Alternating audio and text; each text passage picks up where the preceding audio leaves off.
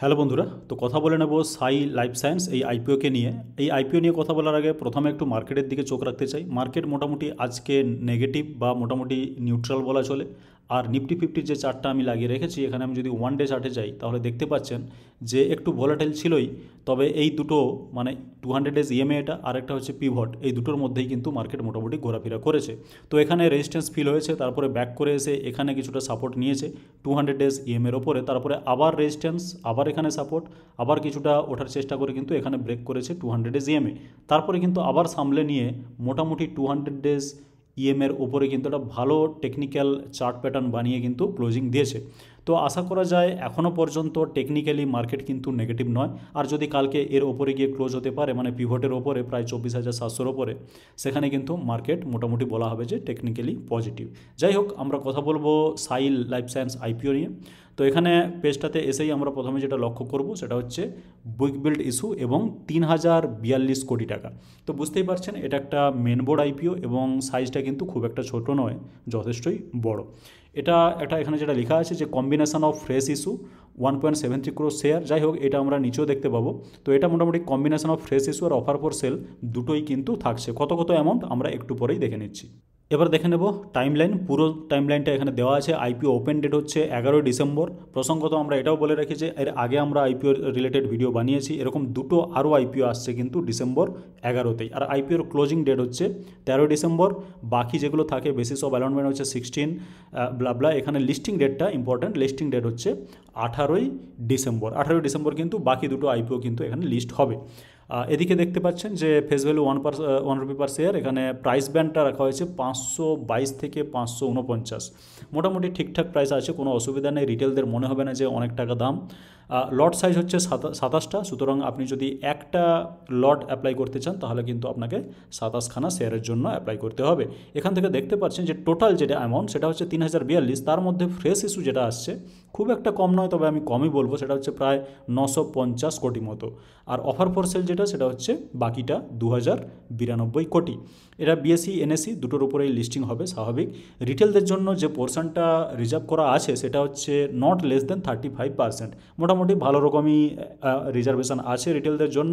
তো হয়তো অ্যাপ্লাই করলে পাওয়ার চান্স থাকতে পারে, তবে অ্যাপ্লাই করবেন কি না সেটাই আমরা অ্যানালিসিসের মাধ্যমে দেখে নেব। এখানে দেখতে পাচ্ছেন রিটেল মিনিমাম কিন্তু একটা লট মানে 27খানা শেয়ার, ম্যাক্সিমাম এখানে 351। আর এইচএনআইতে যদি অ্যাপ্লাই করতে চান তাহলে কিন্তু আপনাকে মিনিমাম 14খানা লট অ্যাপ্লাই করতে হবে। এখানে প্রোমোটার হোল্ডিং 40.48, বাকি শেয়ার হোল্ডিং পোস্ট ইস্যু এটা দেওয়ার নেই। এখানে কোম্পানি ফাইন্যান্সিয়াল একটু চোখ রাখুন। এটা 31 মার্চ যেটা 2022 মার্চ কোয়ার্টারে সেখানে ছিল প্রফিট আফটার ট্যাক্স যেটা 6.23, তো সেটা কিছুটা বেড়ে হয়েছে 9.99। তারপরে মার্চে হয়েছে 82.81, আর এখানে সেপ্টেম্বরে হয়ে গেছে এটা সেপ্টেম্বর 24, সেটা হচ্ছে 28 crore। নেটওয়ার্থটা দেখতে পাচ্ছেন। নেটওয়ার্থ দেখে আমাদের খুব একটা কোনো লাভ হবে না। আপনি যদি বরোইং দেখেন তাহলে বরোইং হচ্ছে 751, তারপরে কিছুটা 700, 710, তারপরে একটু বেড়েছে 764 সেপ্টেম্বর কোয়ার্টারে এসে। এখানে পারফরমেন্স ইন্ডিকেটরগুলো একটু দেখে নিন। আরওই যেটা, আরওই হচ্ছে 11.79%, আরওসি যেটা সেটা হচ্ছে 15.96%। এ দুটো খারাপ বলা চলে না। আরও এনডব্লিউ যেটা রিটার্ন অন নেটওয়ার্থ সেটা হচ্ছে 8%, এটাও খারাপ বলা চলে না। প্রাইস টু বুক ভ্যালু 10 হয়তো ঠিকঠাকই মোটামুটি বলা যায়। প্রফিট আফটার ট্যাক্স মার্জিন হচ্ছে 5.65।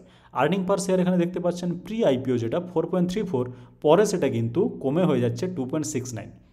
তো এই বিষয়টা কিন্তু খেয়াল রাখতে হবে। আর্নিং পার শেয়ার এখন যেটা আছে ওই প্রাইসে, মানে যে রেঞ্জে আমরা দেখলাম যে প্রাইস ব্যান্ডে আইপিও আসছে সেই প্রাইস ব্যান্ডে কিন্তু পরে যখন লঞ্চ হচ্ছে আইপিও সেখানে 2.69 হয়ে যাচ্ছে ইপিএস। আর পিটা যেটা প্রাইস টু আর্নিং রেশিও সেটা কিন্তু আগে আছে 126, পরে সেটা কিন্তু 200-রও বেশি দাঁড়িয়ে যাচ্ছে। এবং এই প্রাইস টু আর্নিং রেশিও নিয়ে একটু ইন্টারেস্টিং ব্যাপার আছে, সেটা আমি কিছুক্ষণের মধ্যেই সব কিছু দেখাচ্ছি।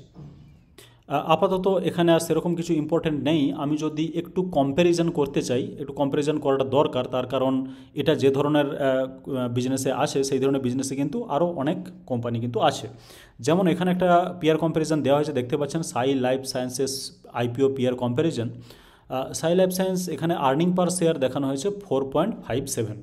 ডাইলুটেড মানে আফটার ডাইলুশন এটা কিন্তু দেখানো হচ্ছে যে 4.53, যেটা মোটামুটি ঠিক আছে। ডিভিসের সেটা হচ্ছে 60, সুভেন ফার্মাটিক্যালস এটা হচ্ছে 11.8, আর সিনজেন ইন্টারন্যাশনাল এটা হচ্ছে 12.71। তো ইপিএস যেটা, এই যে নাম্বারগুলো, এখান থেকে কিন্তু আমরা কোম্পানির ব্যাপারে খুব একটা কিন্তু আইডিয়া পাই না। অনেকে অনেকে এটা করে, ভুল করে অ্যাকচুয়ালি, যে আর্নিং পার শেয়ার দিয়েই কিন্তু একটা কোম্পানিকে মানে বিচার করে কোনটা কার থেকে ভালো। যেমন আমি যদি ডিভিস ল্যাবের এখানে দেখি যে আর্নিং পার শেয়ার হচ্ছে 60, আর সাই লাইফ সায়েন্সের মাত্র 4.57। এই দুটো কি কম্পেয়ারেবল? বা এই যে সুভেন ফার্মা 11.8, সিনজিন 12.71, এই আর্নিং পার শেয়ার থেকে কিন্তু কোনো ধরনের কোনো কম্প্যারিজন করা যায় না। তার কারণ কি, একটা ছোট্ট উদাহরণ দিয়ে বলি। এই যে আর্নিং পার শেয়ার, এটা কিন্তু কোনো রেশিও নয়, এটা কিন্তু অ্যাবসলিউট নাম্বার। আর্নিং পার শেয়ারটা কিন্তু কোনো রেশিও না। যেমন আমি যদি বলি যে কোনো দুজনের স্যালারি, একজনের স্যালারি বাড়লো লেটসে 5,000 টাকা, আরেকজনের স্যালারি বাড়লো 10,000 টাকা, কার স্যালারিটা ভালো বাড়লো? এভাবে কিন্তু বলা যায় না শুধু অ্যামাউন্ট থেকে। কারণ যার 5,000 টাকা বেড়েছে, তার যদি 25,000 টাকাই স্যালারি হয়, তাহলে কিন্তু তার 20% বেড়েছে 5,000 টাকা বাড়া মানে। অথচ যার 10,000 বেড়েছে, তার যদি টোটাল স্যালারিই 2 লাখ হয়, তাহলে কিন্তু তার মাত্র 5% স্যালারি বাড়লো। 5% স্যালারি বাড়া কিন্তু খুব একটা আহামরি কিছু না। সুতরাং যার 5,000 টাকা স্যালারি বাড়লো, তারই কিন্তু অ্যাকচুয়ালি বেশি বাড়লো, সেটা কিন্তু মাথায় রাখতে হবে। ঠিক সেইভাবে আর্নিং পার শেয়ার কোনো রেশিও নয়, আর্নিং পার শেয়ার একটা অ্যাবসলিউট নাম্বার। এবার এটা ডিপেন্ড করে কি, এটা ডিপেন্ড করে স্টকের প্রাইস কেমন। আর্নিং পার শেয়ার, একটা শেয়ারের দাম কত, সেই অনুযায়ী আর্নিং কত হচ্ছে, সেইটাই কিন্তু ইম্পর্টেন্ট। তো সেটা আমরা পি রেশিও দিয়ে কিন্তু ট্র্যাক করতে পারি। তো এখানে দেখতে পাচ্ছেন পি রেশিও, এখানে ডিভিসের 103, ডিভিস কিন্তু যথেষ্ট ভালো কোম্পানি। সুভেন ফার্মাটিক্যাল সেটা হচ্ছে 109, আর সিনজিনের হচ্ছে 73। এই জায়গায় আমরা সাইয়ের কত দেখলাম, তো এখানে দেখতে পাচ্ছেন পি রেশিও। আমরা জাস্ট একটু যদি এখানে চোখ রাখি, তাহলে কিন্তু পোস্ট আইপিও, যখন আইপিও চলে আসছে যে প্রাইসে, তারপরে কিন্তু পি রেশিও দাঁড়িয়ে যাচ্ছে 203। সুতরাং কম্প্যারিজন করলে ক্লিয়ারলি বোঝা যাচ্ছে যে ডিভিস ল্যাবের মতো এত বড় এবং এত পুরনো কোম্পানি, সুভেন ফার্মা, সিনজিন, এদের থেকেও কিন্তু পি রেশিওটা মানে ডবল অ্যাকচুয়ালি। এগুলো তো 100-র নিচে মোটামুটি, কিন্তু এটা 200 বেরিয়ে যাচ্ছে, সুতরাং সেটা কিন্তু ডবল হয়ে যাচ্ছে প্রায়। তো পি রেশিও যথেষ্ট হাই। তবে পি রেশিও নিয়ে যে ইন্টারেস্টিং ব্যাপারটা আমি দেখাতে চাইছি, সেটা হচ্ছে আমরা স্ক্রিনার থেকে দেখে নেব। এখানে একটু সার্চ করে নিই সাই লাইফ।